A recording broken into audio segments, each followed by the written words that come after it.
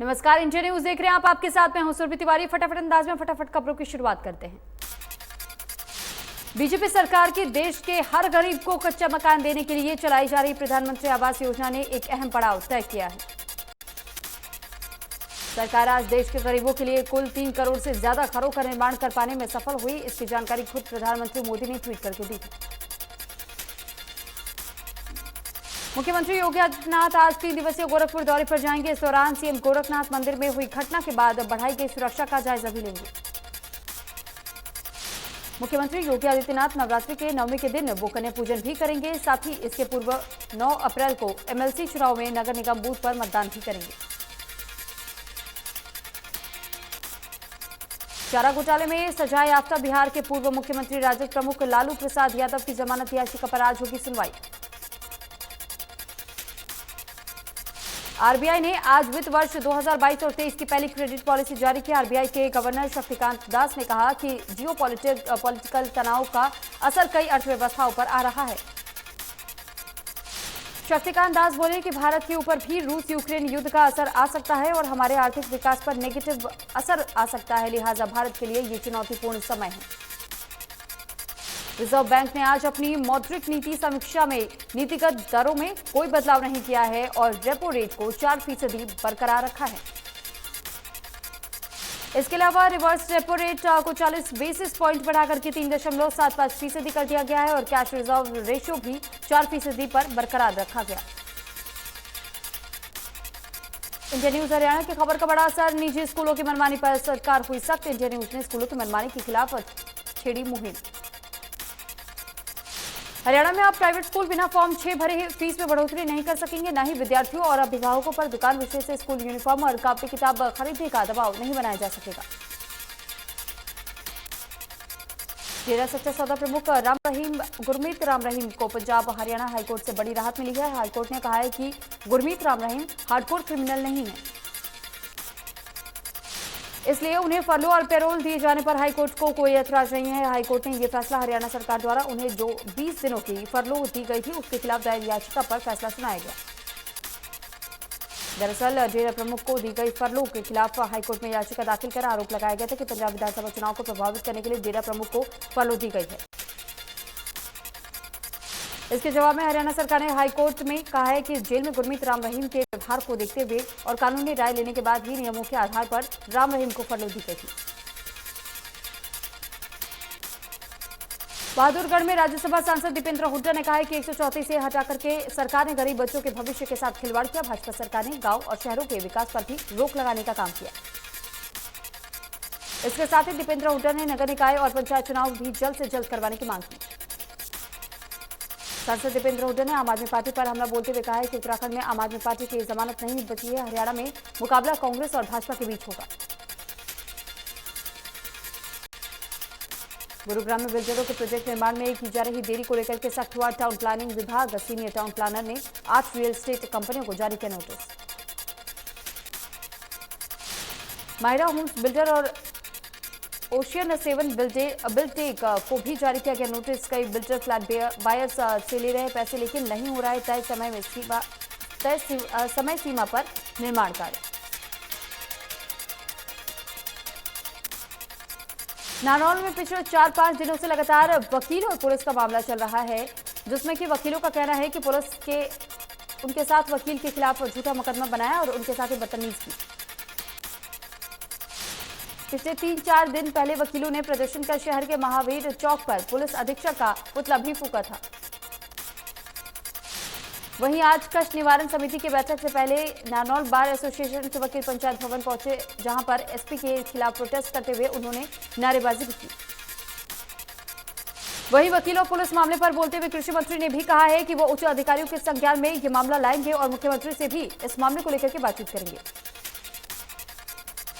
Crime team Manesar के 2 अपराधियों को गिरफ्तार कर चुके हैं और ये गाड़ियों को फाइनेंस करके उनकी फर्जी आरसी बना करके, जिसमें कि फाइनेंस ना दिखा करके उन्हें बेच देते थे और लोगों को ठग लिया करते थे। इनके पास से 6 गाड़ियां बरामद की गई।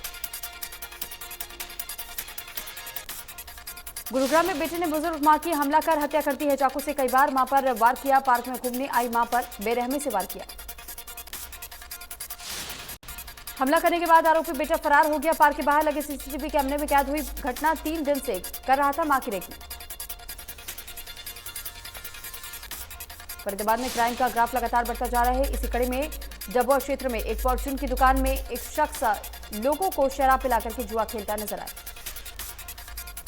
दुकान पर महिलाएं और आसपास के लोग सामान लेने के लिए जाते थे और उन्हें इस बात का अंदेशा हो रहा था कि यहां पर इस तरीके की गतिविधियां चल रही हैं। इस बारे में पुलिस को सूचित किया गया कि पुलिस ने त्वरित कार्रवाई करते हुए यहां पर छापेमारी की और शख्स को गिरफ्तार किया, जिसके पास से कुछ नकदी भी बरामद की गई है। पुलिस प्रवक्ता ने बताया कि यहां से कुछ शराब की पेटी बरामद की गई। एक्साइज ड्यूटी के तहत कार्रवाई की गई और अब ये शख्स लोगों को जुआ खिलाता है और गैम्बलिंग एक्ट में लिप्त पाया गया है। गोरीवाला के गांव अहमदपुर दारेवाल में पिछले एक सप्ताह से पशुओं की मौत का सिलसिला जारी है। गुरुवार को भी एक किसान परिवार के घर अचानक 3 दुधारू पशुओं की मौत हो गई।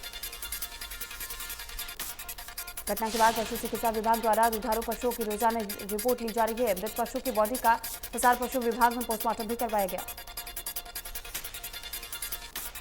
यमुनानगर से चंडीगढ़ जा रही कैश वैन में गनमैन सुमेर सिंह की अपनी ही बंदूक से चली गोली लगने की वजह से मौत हो गई।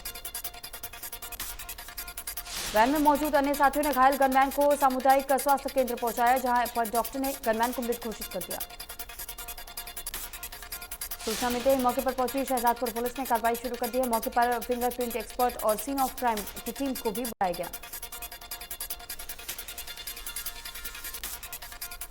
गुरुग्राम में सीएम फ्लाइंग की टीम ने बड़ी कार्रवाई करते हुए वजीराबाद गांव में अवैध रूप से चलाए जा रहे कमर्शियल गैस के गोदाम का भंडाफोड़ किया।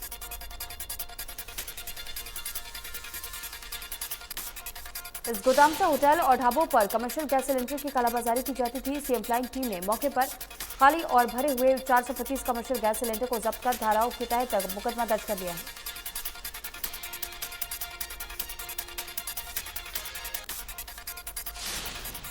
बहादुरगढ़ शहर में सरकारी जमीनों पर अवैध कब्जा जारी। करीब 50 करोड़ से ज्यादा कीमत की सरकारी जमीन पर जगदम्बा नगर नाम से अवैध कॉलोनी काट दी गई है।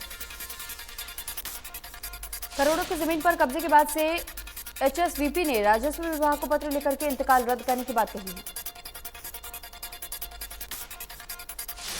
पत्र पर संज्ञान लेते हुए जिला उपायुक्त शक्ति सिंह का कहना है कि एचएसवीपी ने इंतकाल रद्द करने के लिए अपील की है, जिसके आधार पर इंतकाल रद्द करने की प्रक्रिया शुरू कर दी गई। उन्होंने आगे कहा, संबंधित लोगों को इंतकाल रद्द करने के लिए नोटिस भी दे दिया गया है। इसके साथ ही जिला उपायुक्त शक्ति सिंह ने लोगों से सरकारी जमीन पर निर्माण नहीं करने और खरीद फरोख्त नहीं करने की अपील की है। बहादुरगढ़ का मॉडल संस्कृति स्कूल, जो पहले राजकीय वरिष्ठ माध्यमिक विद्यालय था, अब सीबीएसई से मान्यता हासिल करते ही स्कूल की डिमांड बढ़ गई है।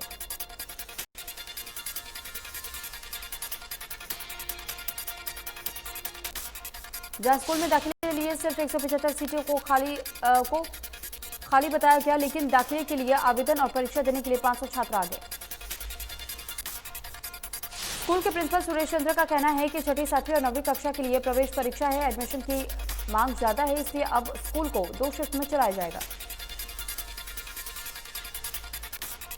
अंबाला कैंट में पुलिस टीम पर हमला करने के मामले में पुलिस ने पूर्व पार्षद और उसके बेटे को गिरफ्तार किया। पुलिस ने पार्षद और उसके बेटे के पास से 260 किलोग्राम हेरोइन, साथ ही 1500 ट्रामाडोल के नशीले कैप्सूल भी बरामद किए। पुलिस का कहना है कि पूर्व पार्षद की पत्नी भी इसमें शामिल है, उसे भी गिरफ्तार किया जाएगा और उनकी संपत्ति भी जांची जाएगी।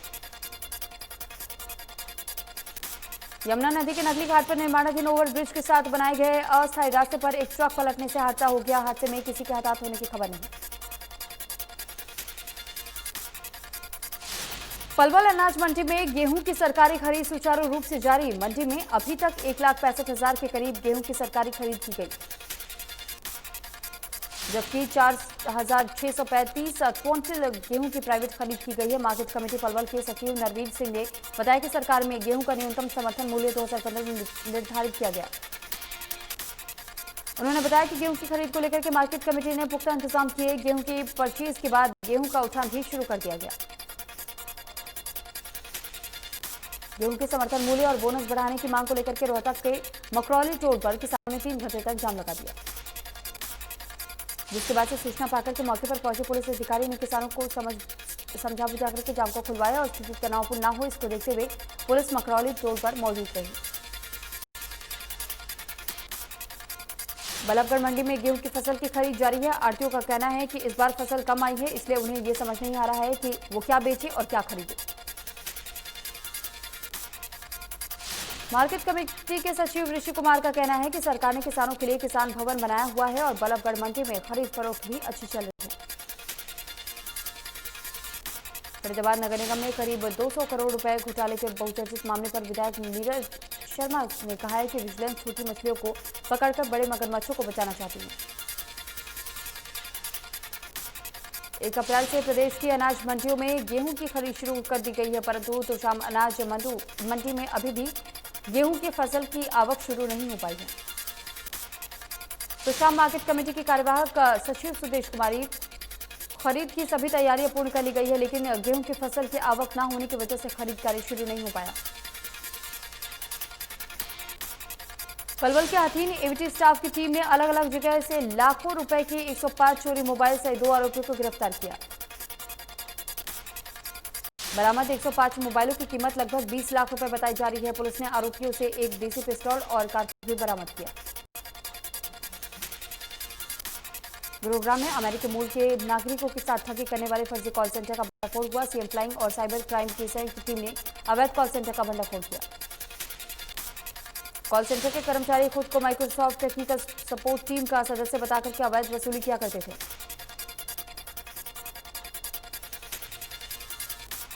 चीन में महिला क्लर्क को व्हाट्सएप पर मैसेज भेजकर परेशान करने पर नरवाना नगर पंचायत के ईओ पर छेड़छाड़ करने का मामला दर्ज हुआ है।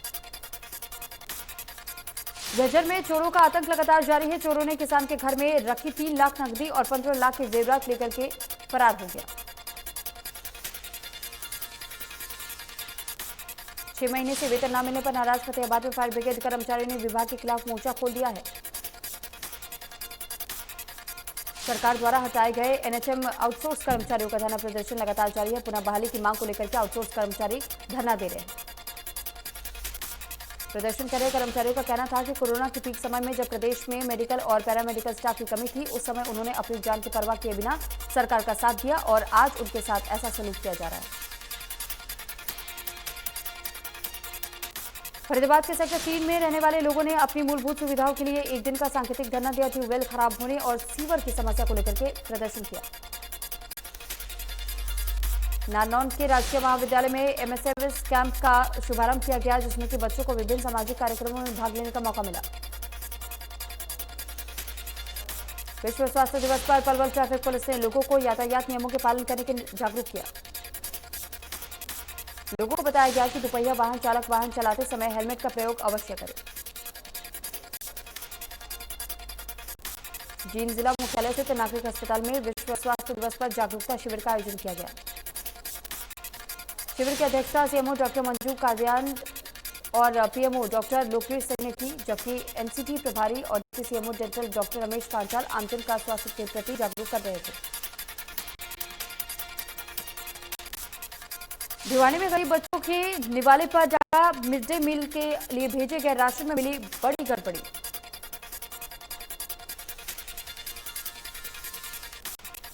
नेलो पार्टी ने अंबाला छावनी में महिला सम्मेलन किया आयोजन में नेलो पार्टी महिला मोर्चा के प्रदेश महासचिव सुनैना चौटाला और सुमित्रा देवी ने शिरकत की।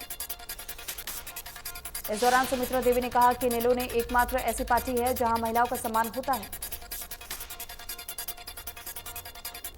कर्मचारियों ने कहा कि नया शैक्षणिक सत्र शुरू हो चुका है, बच्चों का स्कूल में एडमिशन करवाना है और पुस्तकें लेनी है, लेकिन सैलरी नहीं मिलने की वजह से मुसीबतें बढ़ती जा रही हैं। अंबाला छावनी में लगाए गए पानी के 5 एटीएम लोगों की लापरवाही की वजह से ठप हो गए हैं। एटीएम में 1 का सिक्का डालने के लिए 20 लीटर पानी मिलता था। लोगों ने 1 रुपए बचाने के चक्कर में एटीएम के अंदर प्लास्टिक के सिक्के या कोल्ड ड्रिंक के बोतल के ढक्कन डालने शुरू कर दिए थे।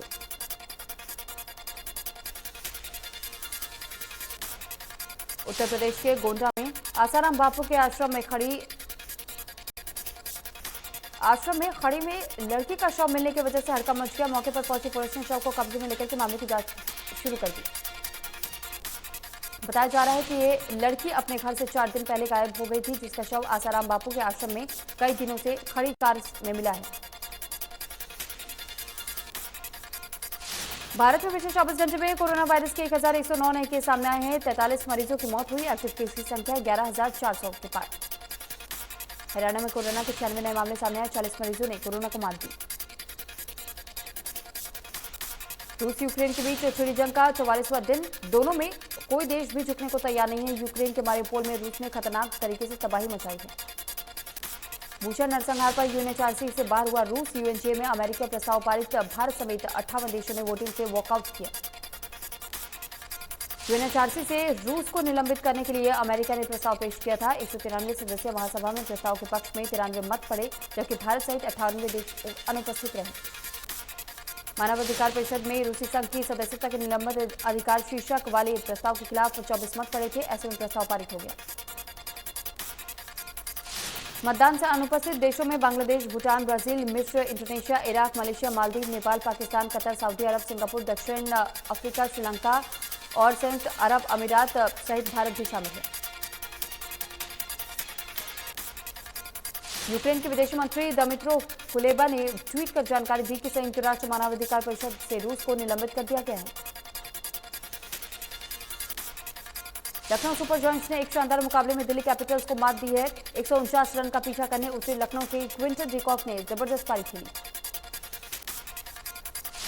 दिल्ली ने इस मुकाबले से पहले बल्लेबाजी करते हुए 149 रन का स्कोर बनाया था। दिल्ली कैपिटल्स की तरफ से पृथ्वी शॉ ने सबसे ज्यादा 61 रन बनाए। लखनऊ सुपर जॉयंट्स की ये चौथे मैच में तीसरी जीत है। अब वो पॉइंट टेबल में नंबर 2 पर पहुंच गई है। वहीं दिल्ली कैपिटल्स की टीम 3 में से 2 मैच गंवा चुकी है। दिल्ली पॉइंट टेबल पर 7वें नंबर पर है। शेयर बाजार में आज तेजी देखी गई और सेंसेक्स निफ्टी ऊपरी दायरे में कर रहा कारोबार। ग्लोबल बाजारों से भारतीय शेयर बाजार को सपोर्ट मिल रहा है। निफ्टी के 50 में से 37 शेयरों में आज तेजी के साथ हुआ कारोबार और इसके अलावा बाकी 13 शेयरों के लाल निशान के साथ कारोबार किया। कोल इंडिया 2.4% की तेजी के साथ कारोबार कर रहा है और यूपीएल में 1.7% की तेजी देखी जा रही है। द कश्मीर फाइल्स की सफलता के बाद जम्मू कश्मीर पुलिस ने एक वीडियो जारी किया। इस वीडियो में दिखाया गया है कि आतंकवाद के कारण सभी कश्मीरियों को परेशानी का सामना करना पड़ा, चाहे वो किसी भी धर्म के रहे हों। वीडियो 57 सेकंड का है और इसका title the untold Kashmir files रखा गया है। इस क्लिप में आतंकवाद के दौर को दर्शाने वाली कई दृश्य शामिल हैं। वीडियो की पृष्ठभूमि में फौज अहमद फैज के नज्म हम देखेंगे सुनाई दे रही है, जिसका इस्तेमाल द कश्मीर फाइल्स में भी किया गया था।